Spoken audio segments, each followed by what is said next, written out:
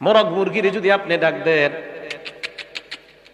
আসার পর যদি আপনি ধান না দেন, গম না দেন, হাসির বিষয় না, যদি না দেন আপনি মিথ্যাবাদী। আবু দাউদ শরীফের 4991 নম্বর হাদিসের বর্ণনা, আব্দুল্লাহ ইবনে আমির রাদিয়াল্লাহু তাআলা আনহুর বর্ণনা, দাআতনি রাসূলুল্লাহ, দাআতনি উম্মি ওয়া রাসূলুল্লাহ ফি বাইতিনা।